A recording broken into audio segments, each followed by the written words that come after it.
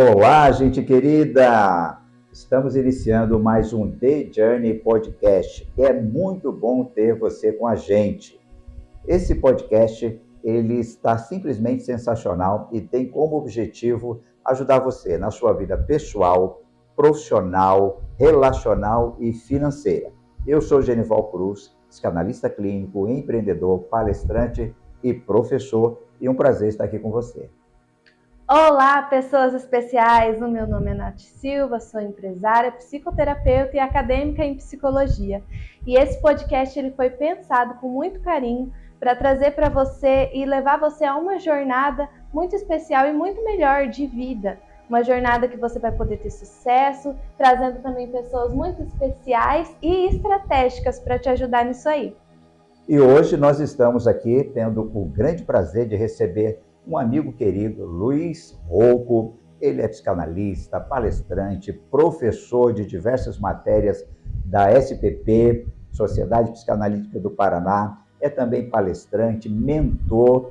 E, Luiz, prazer enorme te receber aqui para esse podcast, para esse bate-papo com o nosso público. E eu tenho certeza que você vai poder ajudar muito essa galera que está nos assistindo aí. Suas considerações iniciais, Luiz? Prazer é meu, Genival, de estar aqui, de receber esse convite, poder participar com vocês. Estamos aqui, a gente veio aqui para ter esse papo gostoso, nós vamos desenvolver um papo bem bacana, igual nós vamos dizer, bem informal, bem descontraído, falar de coisas de vida, falar das questões religiosas, falar de questões psicanalíticas, falar de tudo aí um pouco, de como que a gente pode ajudar a pessoa que está lá do outro lado também a melhorar a sua vida. Com certeza, Luiz. Esse bate-papo é sempre muito informal e ele vai rolando aqui naturalmente. E como o nosso podcast ele tem como nome The Journey, na verdade é a jornada.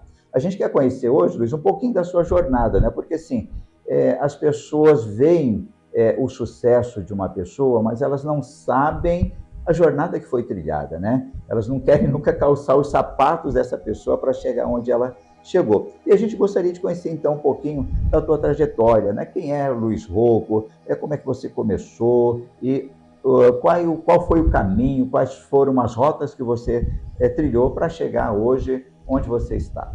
A minha jornada, minha jornada começou lá em 1968, ano que eu nasci, filho do Paulinho Pintor e da Dona Ordália, a Dona Dalva, e aí eu falo com muito orgulho, porque tem pessoas que têm, se você não sabe dar valor à sua origem, você não vai dar valor ao seu futuro, à sua realidade, ao seu presente.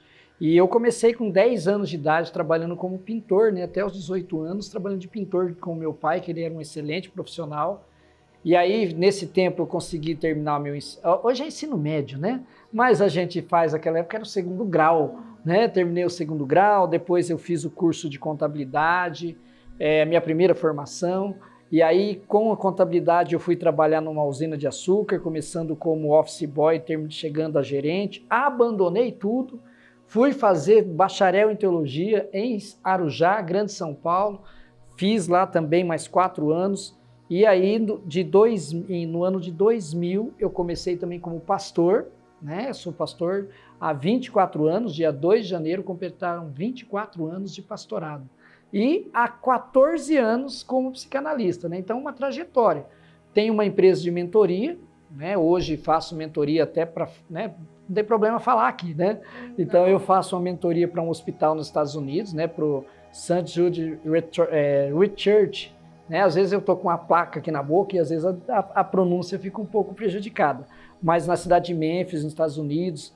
E essa mentoria aí vem com a psicanálise, com a clínica, com a analista de dados, supervisão, também trabalhando com as aulas, como você bem colocou, várias. Ontem, inclusive, estava dando aula, E aí a gente está fazendo toda essa questão de trabalhar. Hoje, a mentoria é voltada exatamente numa questão de jornada, que é corpo, espírito e mente. Então, essa integralização de tudo isso.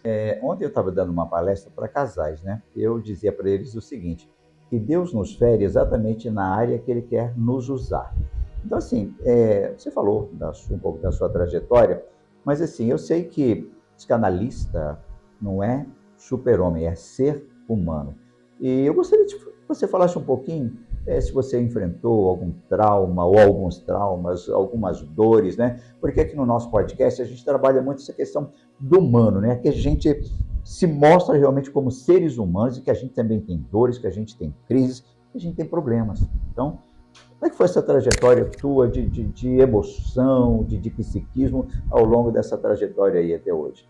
Engraçado que eu vim para a psicanálise por causa de um problema de depressão. Que a depressão ela tem 5 níveis, né? Até conforme o CID, ela tem o B32.1, ponto 2, ponto 3, ponto 4 e ponto 5. E aí eu cheguei no grau 5, né? No fundo do poço. E nesse grau 5, eu tentei o suicídio 3 vezes. Né? De que forma isso? Eu fui procurar me jogar debaixo de um viaduto lá em Cambé, né? Então, que eu moro lá até hoje. Que eu tinha de morar em outra cidade, passei por uma separação na minha vida, que foi muito traumatizante, que foi a geradora, e mais a questão de eu tive um sócio na questão de mentoria e palestras, né, que ele me deixou com uma dívida enorme, sumiu, e você tendo que arcar com as despesas daquilo que você vendeu, palestrar, fazer, montar tudo, né? Que você é palestrante, você sabe disso. Você tem que montar todo o cenário, fazer, vender, enfim. E eu tive que arcar com aquilo. E mais ainda o rompimento de uma relação. Morando longe da família, né? Que aí então você volta para sua cidade com 40 e tantos anos de idade, com uma mão na frente, atrás, aí lá do início, né?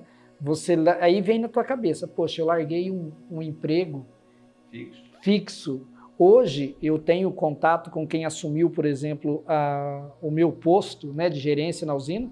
Hoje o salário passa dos 30 mil reais, né? Porque hoje não se fala mais gerente, hoje fala CEO, né? Então ele passa dos 30 mil.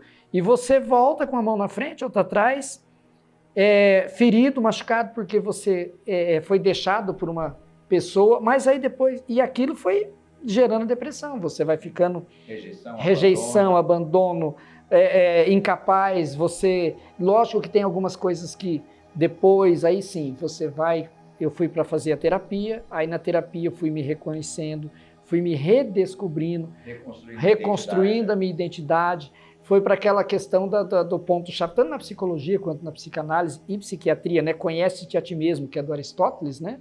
Mas é o ponto de partida da psique, conhecer a nós mesmos. E aí, quando eu me conheci ali, quando eu falei, não, agora esse é o Luiz. E aí, então, eu ingressei e fiz a formação. Concluí, porque eu já estava fazendo em outra cidade, e aí eu só concluí aqui na Sociedade Psicanalítica do Paraná. Deixa eu te fazer uma pergunta. Você que já passou, tem experiência nessa área, no espiritual e na psicanálise. O que você pensa? Você acha que quando a pessoa está nesse nível de depressão, ela é capaz de exercer a sua fé? Essa é uma coisa importante, eu vou dar um exemplo com um amigo da minha época de seminário. Ele cometeu suicídio e está com 3 anos. E era pastor também de uma igreja. Mesmo com a fé, é possível passar por esse problema. E aí é importante, procura ajuda profissional. Eu faço essa pergunta porque antigamente tinha o mito que depressão é demônio, ansiedade é falta de fé, qualquer tipo de transtorno era demonizado pela igreja. Então, quem tinha depressão passava por muitas dificuldades, né? Por isso eu perguntei, porque quando você não tem a dopamina, você não tem uma esperança. Você não é capaz de exercer uma esperança, que é uma fé, né? A esperança é a fé. Por isso a minha pergunta, porque eu acho muito difícil que uma pessoa em estado depressivo, em extremo estado depressivo, exerça sua fé. Mas exercer assim de forma ativa, estar indo à igreja, estar acreditando que algo bom vai acontecer. Porque o depressivo não acredita, né? Não, você tem tudo. Eu já era pastor, né? E mesmo sendo pastor, você vai lá, você sabe que existe um Deus, você tem a convicção de que existe um Deus, mas aí você começa a perder a expectativa, você começa a perder a esperança, você começa a você deixa de vislumbrar que aquele Deus, ele é próximo de você. Porque aí também juntam alguns gatilhos emocionais que vão juntando. Então, se você teve uma boa infância, se você teve uma boa uma boa relação, se você teve alguns problemas nessa sua jornada de vida. Então, tudo isso acaba influenciando. Aproveitando aí a nossa fala nesse sentido, né, de depressão e liderança cristã, o que a gente tem observado nas pesquisas recentes é que cada vez mais tem aumentado o número de líderes religiosos, padres, pastores e demais líderes, né, que atuam, não necessariamente com uma função em si, mas líderes que atuam em igrejas, tem aumentado realmente muito com depressão, né, suicídio. Isso é uma verdade inquestionável nos nossos dias. Claro que eu penso, né, como psicanalista também, que o primeiro ponto é que nós precisamos admitir que não somos de ferro. Precisamos ter coragem de admitir que não somos de ferro, né? Você que está aí participando do nosso podcast, você não é de ferro, então você tem que entender que você é um ser humano, vulnerável a todas essas questões, né? Mas assim, Luiz, como é que você hoje, como psicanalista e alguém que já passou por uma experiência tão traumática e dolorosa, né, de chegar ao último grau da depressão e ter superado isso, como é que você olha agora para essa liderança cristã atual, principalmente depois da pandemia? O que a gente observa realmente é gente doente, é gente ansiosa, é gente deprimida, é gente com pânico, né? Como é que você tem olhado a liderança cristã nos dias atuais, nesse sentido? Eu resumo em uma frase isso para explicar, né? Líder religioso é um líder solitário. Por quê? Ele vai poder falar com outras pessoas da sua congregação? É difícil. Porque assim, o que acontece? Se ele tem um problema, ele às vezes vai falar para o outro, vai conversar com outro líder da sua congregação, de onde ele está lá. O que ele vai acontecer, da sua comunidade, o que vai acontecer com ele? Alguém vai usar isso e vai jogar no ventilador depois e falar, mas olha lá o fulano. Vai piorar a situação. Então, ele vive num mundo, todo líder, e aí, igual você falou muito bem, Genival, não importa se é pastor, se é pastora, se é padre, ele é muito solitário. E aí a gente vê exatamente essa questão da depressão. E aí é importante aquilo que você disse agora há pouco, Genival, é entender que nós somos limitados. E aí, qual é a questão? Os líderes religiosos hoje se veem numa questão, e aí para você, líder religioso, você não é um super-homem, né? Você não é um super-herói, você não é aquele que vai resolver todos os problemas das pessoas. Então, isso é importante. E ainda um tabu muito grande também, né, Luiz? Nos líderes religiosos, eles acham que psicólogo, psicanalista e psiquiatra é só para louco, né? E, assim, eu acredito, como psicanalista, que se todo mundo fizesse terapia e buscasse o autoconhecimento, essas pessoas, esses líderes, já seriam totalmente diferentes, né? Porque quando você se autoconhece, você sabe o porquê das coisas, por que você age assim, por que você é assim, por que você gosta de determinadas coisas e por que também você não gosta de determinadas coisas. Então, assim, eu acredito que esse tabu precisa ser quebrado, né? É um tabu ainda muito religioso, um estigma, né, que tem pairado aí na mente desses líderes religiosos e que precisa ser quebrado. Eles precisam entender que todo mundo precisa de ajuda. Mas é interessante isso que o Genival está falando, porque alguns pastores religiosos têm esse preconceito nessa área, mas eles aconselham.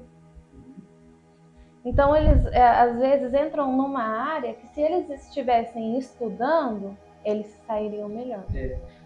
E aí a questão que você falou da solidão, eu acredito que as pessoas, eu não tenho é um pensamento meu, mas o pastor, ele fica muito sobrecarregado, porque as pessoas esperam que o pastor seja pastor, mestre, evangelista, apóstolo e todos os outros ministérios, quando na verdade eu penso, não sei se estou errado, que cada um tem o seu ministério, por isso um corpo. Isso. E aí o pastor fica com tudo aquilo, né? Às vezes com um ministério que ele também não quer exercer e acaba se sobrecarregando. E aí as pessoas se apoiam, aí já não buscam mais ler, porque se apoiam ali no que o pastor tem para dar.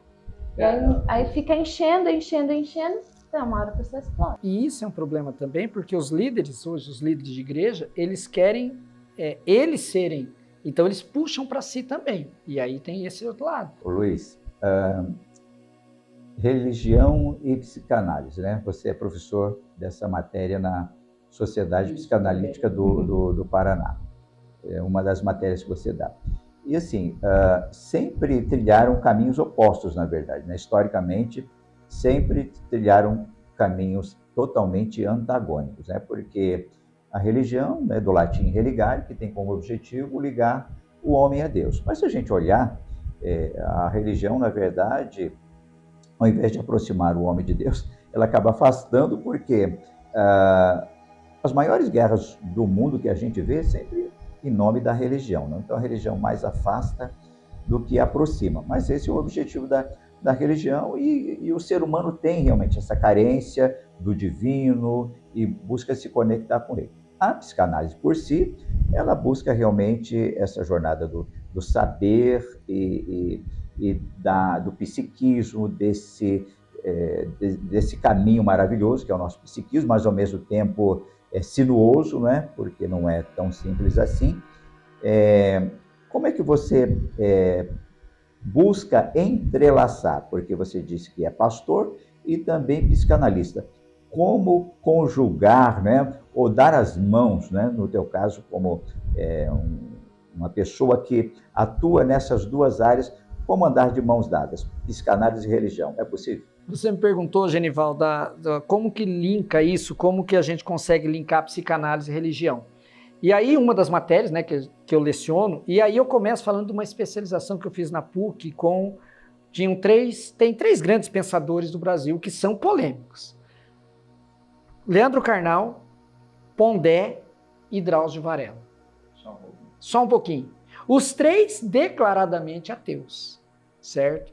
E aí vem com um questionamento que eu gosto demais do posicionamento que o Carnal colocou nessa discussão. Porque eles estavam falando da questão de Deus e que não existe Deus e que Deus não existe, e que o mundo veio da teoria de Darwin, filosofia, né? Psicanálise e filosofia, teoria de Darwin, do darwinismo e tal, nós somos a evolução do macaco, o Homo sapiens e tudo mais. E aí, o Carnal escutou atentamente tanto o Pondé, as ponderações dele, quanto as ponderações do Drauzio Varela. E aí ele disse assim, vocês dois estão errados. E aí eu concordo com ele, que está errado. Porque o ateu, ele só não crê em Deus, mas ele crê numa divindade. Ele crê num ser superior. E pegando a linha de raciocínio deles, é o seguinte, dizem que o mundo, para quem é o ateu, começou de um grande Big Bang, de uma grande explosão. E aí vem a grande pergunta, quem estava lá para apertar o botão da grande explosão? Alguém estava lá.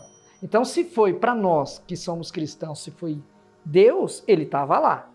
Se foi alguém, uma divindade, para o ateu, então ele também crê em alguém, que aí vem a conclusão do Carnal que ele disse. Então, nós como ateus, essa abre aspas aqui a fala dele, nós como ateus cremos em um ser superior, fecha aspas. Essa foi a fala dele. Ô Luiz, embora, né, haja esse contraditório ao longo da história entre psicanálise e religião, mas eu estava lendo um artigo esses dias em que o próprio Freud, ele diz o seguinte também, que a psicanálise pode ser aplicada a qualquer indivíduo que desejar, em qualquer situação ou instituição ou ciência que quiser aplicar. Então, na verdade, ele também deixou essa abertura, né?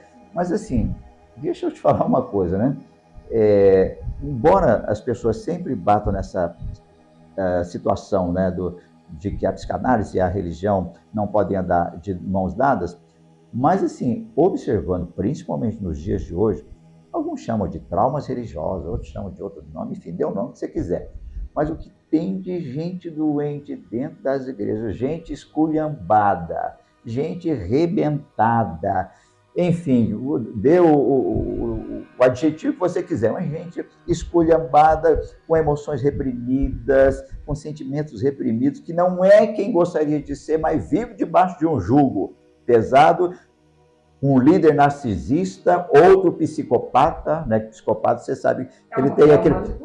exatamente, aquele tripé, né, do psicopata. Ele seduz, vou te dar um cargo, vou te dar um salário, vou te dar alguma coisa. Quando você entra nesse jogo, ele começa o quê? A te manipular. Aí ele cobra os favores. Exatamente. E aí, quando você aperta ele de alguma forma, ele posa de vítima. Imagina, eu só queria te ajudar. Ô, Natália, eu só queria te ajudar. Eu não fiz isso. Eu só queria te ajudar, viu? Então, e aí, cara? Aí, se você não retribui o favor, você é um ingrato. Eu atendo 2 bambambãs religiosos evangélicos do Brasil. 2 bambambãs. E um deles, eu tô filtrando aqui.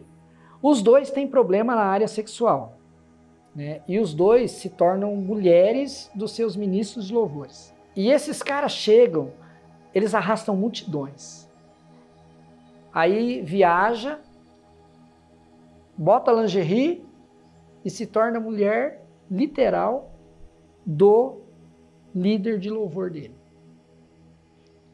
Aí o cara volta para casa, vai lá com a família dele, com a mulher, com os filhos, sobe no púlpito da igreja. Hoje eu tenho uma palavra de Deus para você, com perdão da expressão, não tem uma palavra de Deus nada. Que não é uma palavra de bosta, com perdão aqui, mas é essa palavra que ele está trazendo. Uma palavra que não tem valor nenhum. Não tô falando aqui porque tem aquele que escolhe isso, vive a vida dele daquele jeito e acabou. Mas ele não está lá dentro de uma igreja, líder de uma igreja. Só que aí você pega os fiéis dessa igreja, igual eu fui lá, os fiéis da igreja dele, tudo doente. O líder doente é a igreja doente. Só que, qual é a imagem? Ele não quer mexer na imagem. O poder da imagem dele, porque ele ganha milhões. Ô Luiz, eu acho o sistema religioso muito cruel. Tanto para quem está pregando, para quem está como discípulo desse sistema. Eu acho que é um sistema que destrói psicologicamente as pessoas e impedem elas de seguir o seu real propósito de vida. Por isso que eu falei aqui, e o Genival falou que religião atrapalha. Sim. E é o sistema mesmo religioso, porque se criam igrejas. Elas brigam entre si porque elas querem sair do sistema, aí elas vão lá e criam outro sistema. Isso. Um sistema doente, porque aí briga, sai feridento e cria um sistema em cima das suas feridas. Isso. Psicanalistas, mentores meus, nesta noite. Eu tenho uma indagação sobre psicanálise e religião. O início da psicanálise ele foi com hipnose, né? O Freud aprendeu ali a hipnose, e aí ele começou, e depois que foi a cura pela fala. Hoje eu vejo dentro das igrejas um preconceito muito grande dos fiéis com pastores que buscam entender o humano, o ser humano dentro da psicanálise. Só que eu entendo um pouco dos dois lados. Por exemplo, uma experiência que aconteceu comigo dentro da igreja. Um seminarista, pastor, ele usou de hipnose para com a igreja. Na época eu não entendi o que era, mas depois eu fui estudar e eu falei, ué, fez isso comigo. Eu tava lá nesse dia, sofri isso. O que ele fez? Ele foi ministrar um seminário de 3 dias sobre oferta, onde ele falava, não sei como, de Caim e Abel, trouxe ali, linkou, conseguiu um grande manipulador, né? Um grande influenciador. Isso já era dele.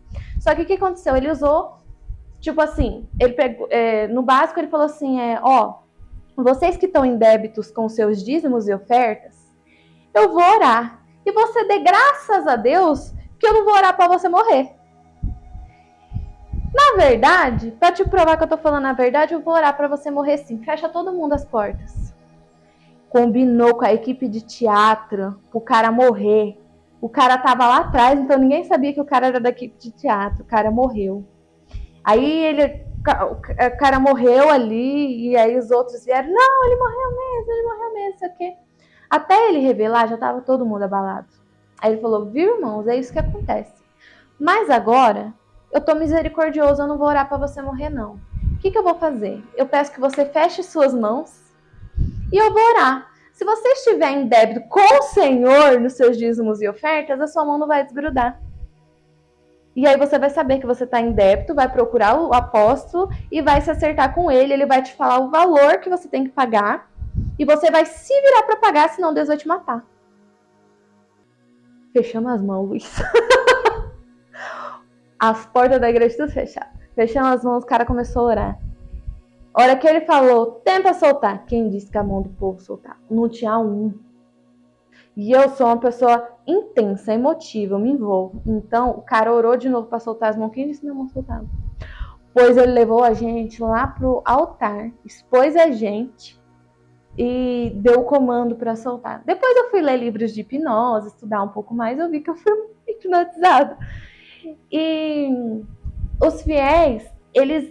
O que está evidenciado isso na igreja hoje? Esse charlatanismo. É só essa parte que as pessoas estão vendo.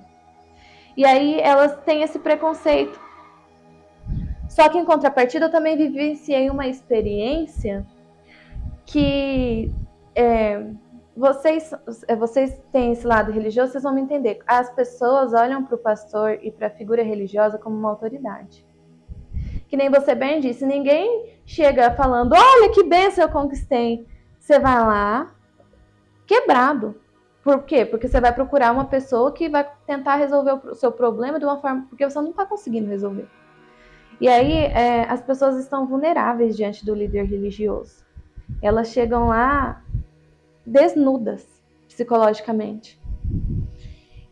Eu passei por um momento desse, que se eu tivesse, na época, um pastor que entendia de psicanálise, eu não teria chegado em Arapongas à beira de um suicídio. Querendo morrer, sem esperanças, sem autoestima, sem gosto pela vida. Porque fui nesse líder religioso. Hoje eu milito, que eu falo que pastor, para aconselhar, ele tem que ter um negócio, um estudo, nem que for psicoterapia, psicanálise. Eu milito isso, eu acho que tem que ter sim. Senão você vai falar de Bíblia, né? Eu acho isso.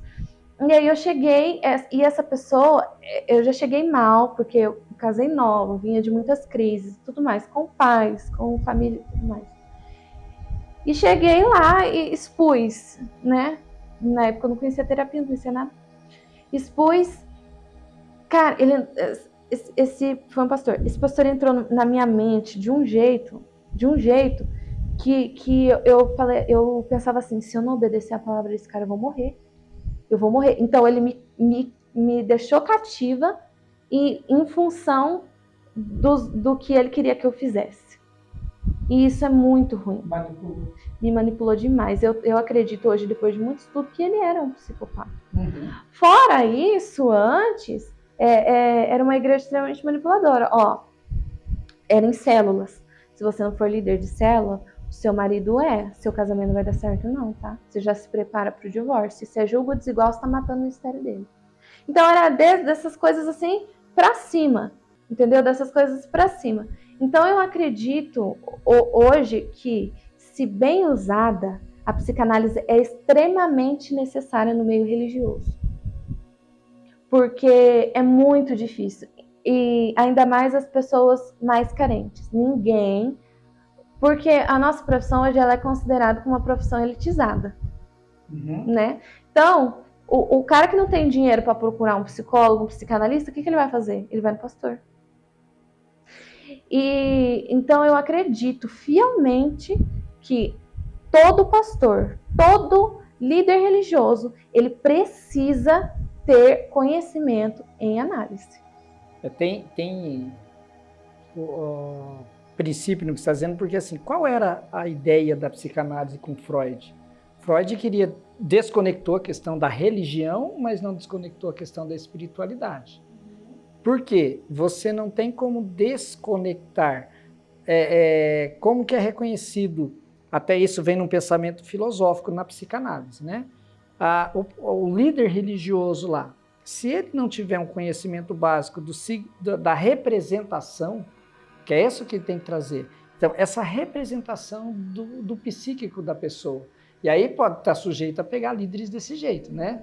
Eu, Luiz Rocco, particularmente, eu não indico a hipnoterapia de cara, né? Só lá em último dos últimos casos.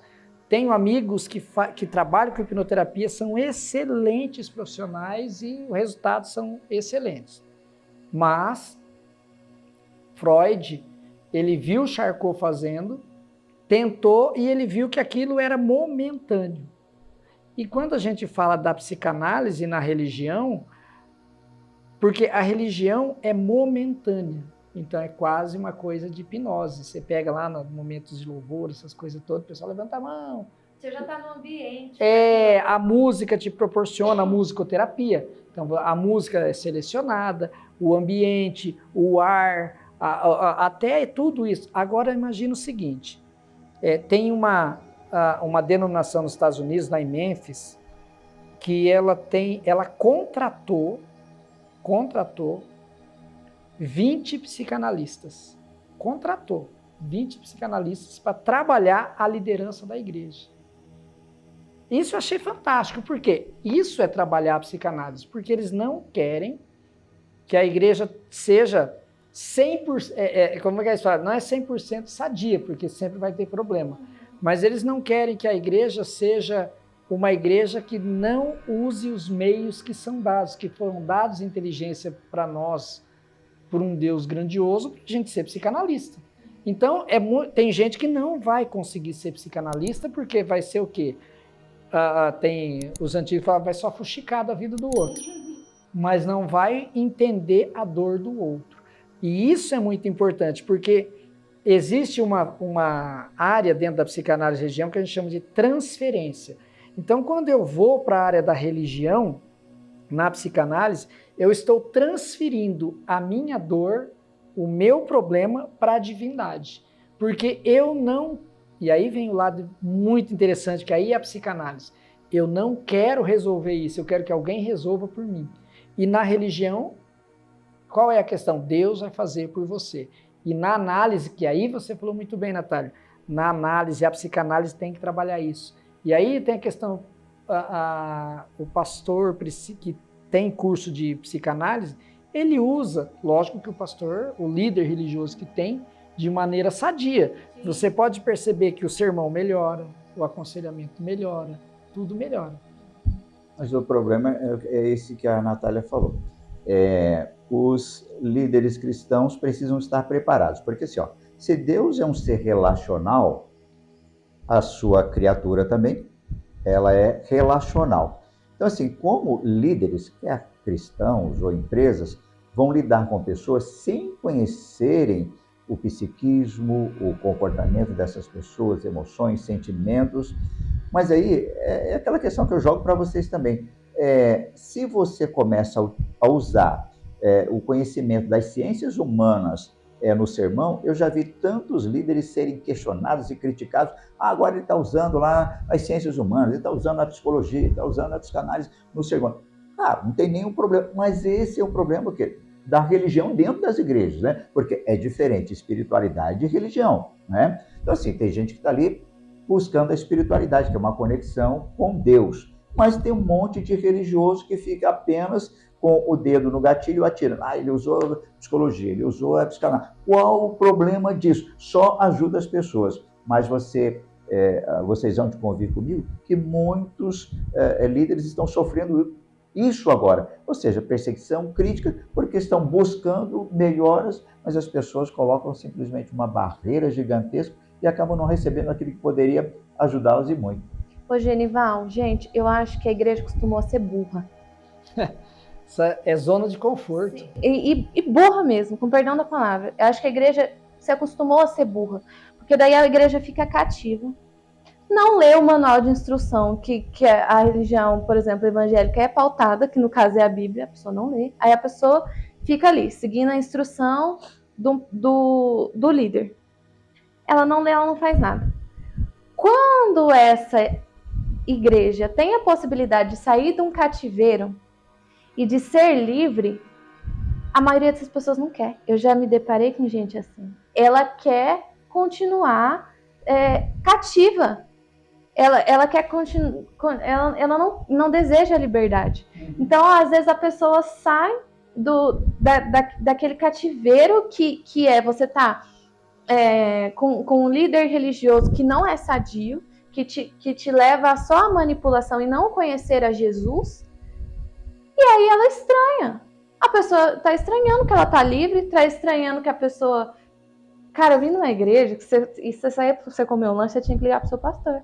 Pra você pedir pra você ir comer seu lanche. Já vi isso também. Então, aí essa pessoa parece... Eu até queria que vocês me explicassem isso, porque eu já vi isso. A pessoa quer voltar a ser cativa. Ela quer voltar a ter um lugar que ela não precisa ler, que ela não precisa buscar nem conhecer, e que aí ela transfere. Não, eu sou assim porque o pastor não me cuidou. Porque se o pastor tivesse me cuidado, eu não ia ser desse jeito. Aí ela se encontra num lugar livre, que ela é instruída, que ela é ensinada, o pastor está ali querendo cuidar das suas emoções, ensinar sobre a fé, e ela não quer. Três palavras, ou três definições. A primeira, dependência. A segunda,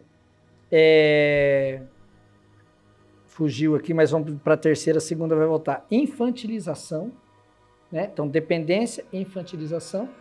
E a outra, transferência, que foi o que disse aquela hora, a transferência. Eu não quero assumir responsabilidade, então é o líder religioso, eles que vão fazer. Porque liberdade implica responsabilidade. As pessoas não querem ser responsáveis pelos seus problemas. É muito mais fácil culpar o padre, culpar o pastor, culpar o patrão. Culpar o líder. Pelas suas dores, pelas suas crises. E aí fica um ciclo vicioso. A pessoa não sai dali, tem sempre os mesmos problemas. Isso. E aí vem uma outra questão, uma palavrinha importante que o Genival colocou lá, porque as pessoas começam a criticar, porque entra um pastor, um líder, um padre que fez psicologia, que fez psicanálise. Sabe por que ele critica? Inveja. Porque eu não tenho coragem, isso é análise. O que nós estamos falando aqui agora é análise. Eu não tenho coragem de fazer, então eu vou criticar o outro que fez. Isso é inveja. Para que ele não desmereça o que eu sou, né? Exatamente. Aí na inveja vem a insegurança, porque ele é um ser inseguro, então eu vou ter que criticar o sermão dele, eu vou ter que criticar a fala dele, eu vou ter que pegar as coisas dele, e aí volta naquelas três coisas. Infantilização, dependência e transferência. Então, na cabeça dos religiosos, assim, um psicanalista não pode ser pastor, o psicólogo não pode ser pastor, ou vice-versa. Mas se um empresário pode se tornar pastor, como a gente já viu por aí, ou alguém que se descobriu, estudou, fez uma faculdade de filosofia e teologia e resolveu se tornar padre, qual o problema? Mas as pessoas insistem em pensar que um pastor, um líder religioso, não pode ser um psicanalista, não pode ser um padre. E aí tem uma coisa muito importante. Por que é que as pessoas têm medo também disso? Aí entra aquela questão. Agora ele vai fazer a minha análise. Ele não vai falar da espiritualidade. E ele não tem direito de ter a espiritualidade dele.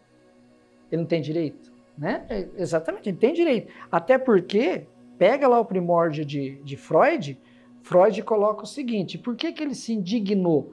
Porque na época do nazismo, na época da Segunda Guerra, passou um soldado, tirou o cap do pai dele e jogou no chão. E eles eram judeus. E aí ele ficou indignado com aquilo, olhou para o pai, um adolescente, e falou, o senhor não vai fazer nada? E aí vem a fala judaica de religião do pai dele, então aqui veio a revolta de Freud. Ele não deixou de ser da espiritualidade dele, mas ele deixou de seguir a questão religiosa. E aí vem todo o estudo da mente, da psicanálise. Então as pessoas têm medo de que agora eu vou ser sempre manipulado. Então não pode entrar alguém lá porque eu tenho medo da liberdade. Exatamente. A história, né, quem conhece um pouco da história de Israel sabe muito bem disso, de que o grande líder Moisés libertou o povo, mas na trajetória do Egito para a Terra Prometida, eles desejaram inúmeras vezes morrer no deserto, eles sentiram saudades do Egito, dos pepinos, das cebolas, porque eles estavam livres, mas a mentalidade ainda era de escravos. Então isso aplicando hoje às comunidades, igrejas de modo geral. Então assim, as pessoas, elas estão lá inseridas em determinadas comunidades, mas têm uma mentalidade ainda de escravos. Escravos o quê? Dos seus vícios comportamentais, escravos das suas neuroses e psicoses, escravos de ditaduras religiosas, e elas não querem se livrar ou se libertar disso, porque, repito, a liberdade implica responsabilidade. É muito mais fácil culpar o outro, né, e trilhar caminho, a jornada do vitimismo. Moisés e o Monoteísmo, volume 23, que é o penúltimo volume de Freud. Moisés e o Monoteísmo. Ele fala isso, porque a questão de colocar isso é antigo, os antigos usavam o cabresto, né? Você coloca ali e você não pode olhar para os lados. Por isso que quem antigamente usava carroça, colocava o cabresto no cavalo, no animal, para que ele não pudesse olhar para os lados. E aí vem um líder religioso que tem a área da psique, não, mas agora vai tirar o cabresto. Ele não, porque aí também vem de cima para baixo, porque muitos líderes acima dele não tem, então vai achar que agora ele vai se rebelar, vai ter rebeldia na comunidade, vai ter isso, vai ter aquilo. E vou dar o exemplo aqui do padre Fábio de Mello, quando ele deu uma declaração há um tempo atrás, foi um alvoroço na Igreja Católica, chegou até para o Papa Francisco, que eles queriam, como foi com Leonardo Boff lá atrás, quando Leonardo Boff falou da teologia da libertação e tal, que o Papa chegou para o Papa João Paulo II, fizeram o Papa João Paulo II excomungar, excluir o Leonardo Boff da Igreja Católica e depois tiveram que readmiti-lo, né? O próprio Papa João Paulo II, porque Leonardo Boff também é um filósofo, Leonardo Boff também tem curso de psicologia, olha aí, o próprio Papa João Paulo II, que não era divulgado, ele era psicólogo. E foi, para mim, um dos maiores líderes da Igreja Católica que eu vi e que eu estudei foi ele. Olha aí, né? Então, por que não pode ter? Por que não pode haver dentro da religião, da religiosidade, profissionais bem atuantes, né? na sua liderança? Né? Pode ter. Exatamente. Gente, nós estamos caminhando já para o final do nosso podcast e eu gostaria de pontuar algumas coisas para vocês. Ó. Nós não estamos aqui falando das igrejas, igreja A, igreja B, igreja C. O problema não está na instituição, no CNPJ ou na denominação. O problema está nas pessoas, tá?